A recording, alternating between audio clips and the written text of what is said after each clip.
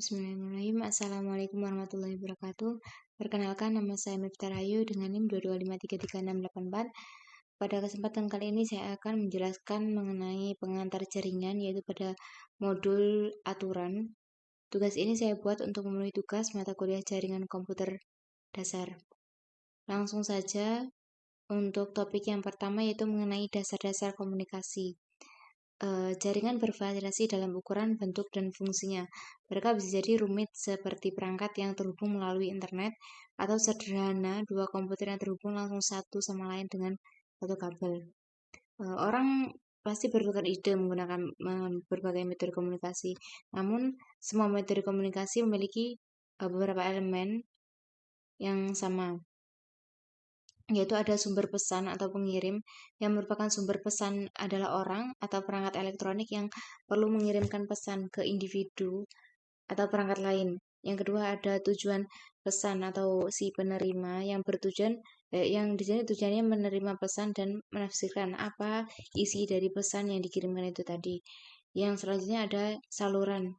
Ini terdiri dari media yang menyediakan alur di mana pesan berjalan dari sumber ke tujuan. Lalu ada protokol komunikasi. Dalam komunikasi kita sehari-hari pasti ada aturan yang digunakan untuk berkomunikasi melalui suatu media. Misalnya saat kita telepon, belum tentu sama dengan aturan penggunaan media lain seperti mengirim surat. Jadi pasti memiliki aturan sendiri-sendiri. Penetapan aturan.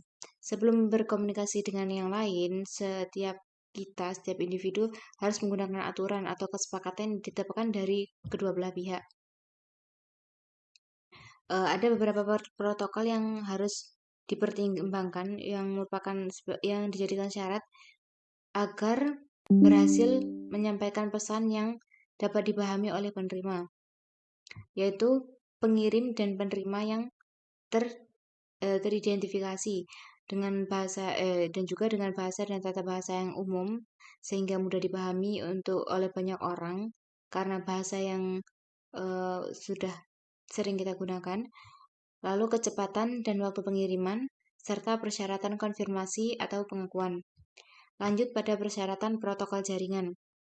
Di sini ada protokol komputer umum yang mencakup persyaratan, yaitu ada pengkodean pesan, pemformatan dan ekapitulasi pesan, ukuran pesan, waktu pesan, serta opsi pengiriman pesan.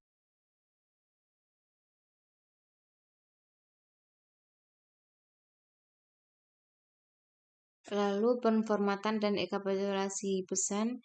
Format pesan ini tergantung pada jenis pesan yang akan disalurkan, yang berguna untuk menyampaikan pesan. Waktu pesan, mengatur waktu pesan juga sangat diperlukan dalam komunikasi jaringan yang mencakup 3 hal, yaitu ada kontrol aliran. Ini merupakan proses pengaturan laju transmisi data. Pada kontrol aliran ini menentukan seberapa banyak informasi yang dapat dikirim dengan kecepatan penyampaiannya. Lalu ada batas waktu respon. Jika seorang mengajukan pertanyaan dan tidak mendengar respon dengan jangka waktu yang dapat diterima, bisa jadi orang tersebut berasumsi bahwa tidak ada jawaban yang datang karena batas waktu yang lama sehingga menunggu terlalu lama sehingga berpikiran bahwa tidak ada respon yang didapatkan dari pesan yang dikirim. Lalu metode akses ini menentukan kapan seseorang dapat mengirim pesan.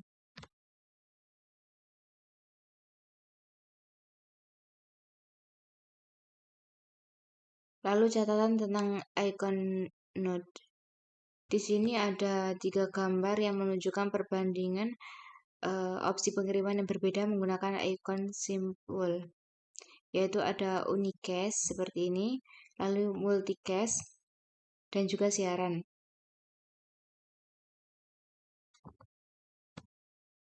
Lanjut untuk topik yang selanjutnya, yaitu mengenai protokol. Yang pertama ada ikhtisar protokol jaringan. Yang kita tahu untuk perangkat akhir itu dapat berkomunikasi melalui jaringan. Setiap perangkat harus mematuhi serangkaian aturan yang sama. Di sini ada beberapa. Yang pertama ada protokol jaringan, protokol komunikasi jaringan. Ini memungkinkan dua atau lebih perangkat untuk berkomunikasi melalui satu atau lebih jaringan. Lalu ada keamanan yang mengamankan penyediaan data-data yang kita gunakan dalam penyampaian pesan. Lalu ada perutean yang merupakan router untuk bertukar informasi, membandingkan informasi jalur dan kemudian memilih jalur terbaik ke jaringan tujuan. Lalu yang keempat ada protokol penemuan layanan yang digunakan untuk deteksi otomatis perangkat atau layanan. Jadi selanjutnya ada fungsi protokol jaringan. Protokol komunikasi jaringan bertanggung jawab atas beberapa fungsi yang diperlukan untuk komunikasi jaringan antara perangkat akhir. Keandalan, alur kontrol, pengurutan, deteksi kesalahan, serta antarmuka aplikasi. Lalu di sini ada protokol pada gambar dijelaskan pada HTTP, Hypertext Transfer Protocol, yang mengatur bagaimana server web dan klien web dapat berinteraksi. Lalu ada TCP atau protokol kontrol transmisi. Ini berguna untuk mengelola percakapan individual yang bertanggung jawab untuk menjamin pengiriman informasi yang andal dan pengelolaan kontrol aliran antar perangkat akhir. Lalu ada Internet Protocol atau IP yang bertanggung jawab untuk menyampaikan pesan dari pengirim ke penerima. Lalu ada Ethernet yang bertanggung jawab untuk mengirim pesan dari satu NIC ke NIC lain. Lanjut pada modul selanjutnya mengenai switch protocol.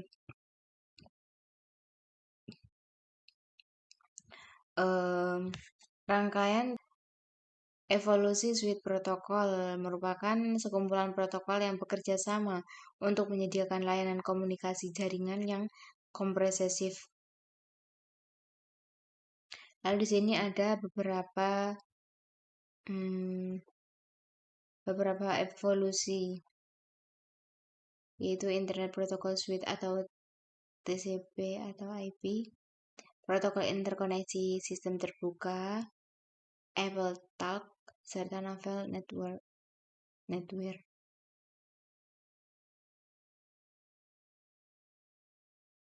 Contoh protokol TCP.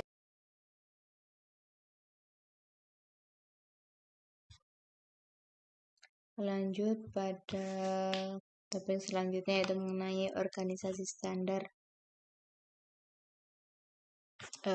Standar terbuka mendorong interoperabilitas, persaingan, serta inovasi. Mereka juga menjamin bahwa produk dari satu perusahaan tidak dapat memonopoli pasar atau mempunyai kerugian yang tidak adil dari persaingannya tersebut. Organisasi standar dapat merancang sendiri perangkatnya, aturannya, atau dalam kasus lain memilih protokol serta dasar standarnya.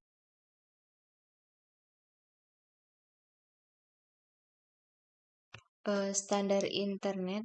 Ada beberapa organisasi memiliki tanggung jawab berbeda untuk mempromosikan dan menciptakan standar untuk internet dan protokol TCP atau IP. Ada beberapa organisasi standar yang terlibat dalam pengembangan dan dukungan internet. Internet Society, Dewan Arsitektur Internet, Satuan Tugas Rakyat Internet yang didedikasikan untuk memajukan inovasi teknologi.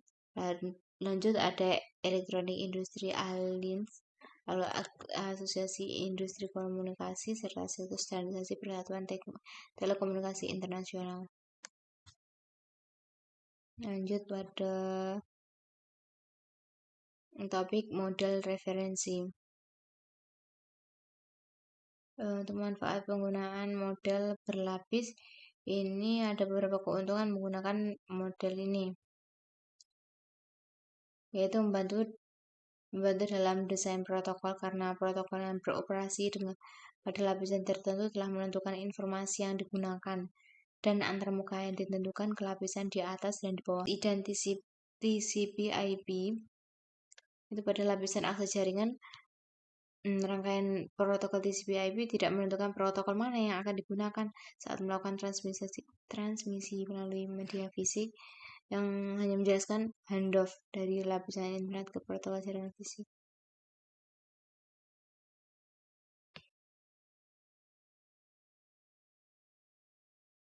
Lanjut mengenai ekapitulasi data. Ada beberapa penyebab segmentasi pesan memiliki dua manfaat utama, yaitu meningkatkan kecepatan karena aliran data yang besar disegmentasi menjadi paket-paket sejumlah besar data dapat dikirim melalui jaringan tanpa meningkat tautan komunikasi. Yang kedua, ada meningkatnya efisiensi. Jika satu segmen gagal mencapai tujuannya karena kegagalan jaringan atau kematian jaringan, hanya segmen tersebut yang perlu ditransmirasi ulang, alih-alih mengirim ulang seluruh data yang dialirkan. Pengurutan dalam komunikasi jaringan, setiap segmen harus melalui proses memastikan bahwa pesan tersebut sampai ke tujuan yang benar dan dapat disusun kembali menjadi isi pesan asli seperti yang ditunjukkan pada gambar berikut ini. Beberapa label untuk memudahkan pengarahan dan program. Unit data protokol.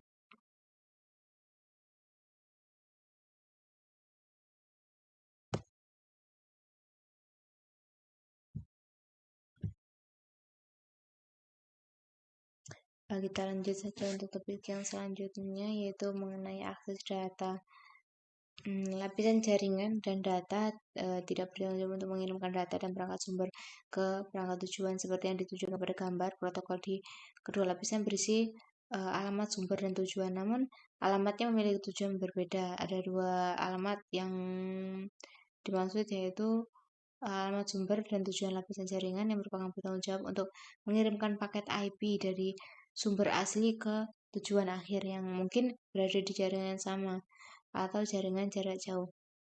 Lalu ada alamat sumber dan tujuan lapisan data link yang bertanggung jawab untuk mengirimkan bingkai data link dari satu kartu antarmuka jaringan ke jaringan yang lain. Alamat logis lapisan 3. Alamat IP adalah lapisan jaringan atau lapisan 3. Alamat logis yang digunakan untuk mengirimkan paket IP dari sumber asli ke tujuan akhir seperti yang terlihat pada gambar.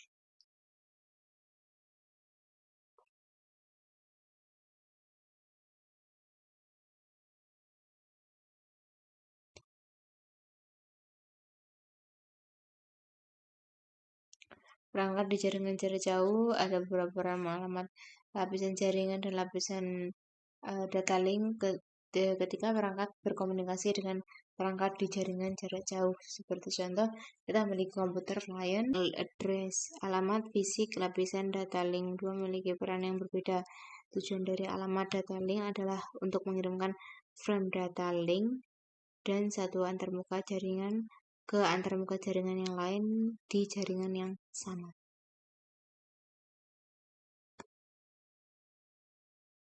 Mungkin sekian video dari saya.